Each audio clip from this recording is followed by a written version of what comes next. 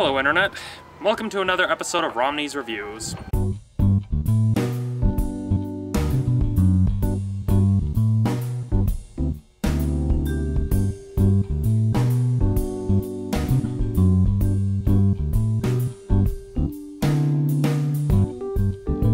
And I know this isn't the most serene location, but let's just say it's cooler out here than it is inside my house, so I'm shooting this review outside. So yeah, The Watch. I don't really know what to really say about it. Let's just say whoever edited the TV spots for this really needs to consider a career change, as well as the people behind the trailers. I don't know what it is about trailers for films nowadays, but they're always so crappy, they always try to hide the key appeals to their film. However, good marketing probably wouldn't have even helped this film. Because this film, it just feels like your typical factory-made comedy. I mean, you've got Ben Stiller playing the neurotic control freak, Vince Vaughn playing the obnoxious party guy who is also a dad, Jonah Hill, who's pretty much the only one actually trying something different with the role, is essentially playing a psychopath. And then you've got Richard, I don't know how to pronounce his last name, but he's essentially the mysterious British guy. Yeah, the story, basic premise, after a very gruesome murder of a Costco security guard, the manager of that Costco store, played by Ben Stiller, decides to start a neighborhood watch. That's the synopsis, not the whole suburban dads escaping their wives thing. It's literally this guy who started all these other clubs in his small town of Glenview, decides to start a neighborhood watch to specifically catch the person who killed his security guard. And during the time that they're doing the whole neighborhood watch stuff, they uncover an alien invasion and are basically tasked with, and basically find that they're the ones who have to stop an alien invasion and save the world. That's the synopsis, not what any of the other stuff tells you. I'm sorry, but it's so annoying when even IMDb gets it wrong, with saying, oh, suburban dads wanting to get away from their wives. No. What is it about you people trying to retroactively change the story? It's got some decent jokes, but it relies a little too much on raunchy humor, and again, I'm not a big fan of crude humor. Even with the crude humor, it plays things very, very safe. And not safe in the sense that it's like Christian values humor, but safe in the sense like, okay, here's the typical jokes they make in all these other films that are really successful, let's put them into this one to make it work. That's pretty much what it feels like. The humor itself relies on the raunchiness. There's rarely anything that's actually clever.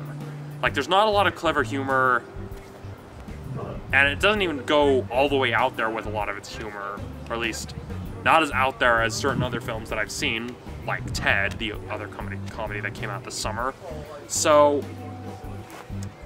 with this film, it's just, the characters don't get a lot of development, except for Vince Vaughn's character, who, in my opinion, probably should have been the main character instead of Ben Stiller's character, because Vince Vaughn's character is the only character with, like, clear motivation, and actually someone who would actually be given better motivation to start a neighborhood watch rather than Ben Stiller's character. But then again, Ben Stiller is more marketable, therefore he gets top billing. So, again, from a writing standpoint, Vince Vaughn's character is like the only character that gets decent development. Well, that and the British guy. Jonah Hill's laughably insane, so that's something. I mean, the biggest thing is that it tries to build up this mystery regarding the aliens, similar to how they build it up in films like Close Encounters of the Third Kind and Super 8 and all that, but it gets too caught up in the fact that it's supposed to be a comedy, and when they do the quote-unquote dramatic reveals, it just feels out of place. Don't expect anyone to make any quotes or internet memes based on the jokes in this film. I mean, if you're looking for a decent comedy, there's no harm in seeing it. So overall, this film, it's just not that great. It just feels like your typical, like, almost factory-made raunchy comedy using stars that have some marketability. It just feels very meh. Even if the whole Trayvon Martin thing didn't happen, if this was how the film was like from the get-go, then there was not a lot of hope for this film. I mean, just look at the day they released it. I mean, a lot of people, despite what happened in current events, they're still riding the waves of Dark Knight Rises, and so I'm guessing even the studios realize that there's not a lot of they don't have a lot of faith in the film. So, yeah, there's not a lot of character development or really any attachment. It builds up this sort of fake mystery that goes nowhere. It relies too much on raunchy comedy without actually taking any risks, which is kind of the key to raunchy comedy. I didn't realize it could be safe, that there would be a safe way to do raunchy humor, and just overall, it's just a very forgettable film. So on my personal scale, I'm giving The Watch a 3 out of 5. If you really are in the mood for like a decent comedy that you can laugh with your friends, I guess this one is okay to watch, but I'd wait for it to come out into the dollar theaters, or rent it on Netflix, but overall, you don't really need to rush out and see this film. So that's it for this week's episode of Romney's Reviews. The paper's ending its summer run, so I'm gonna take the next week off. So I'll see you next time.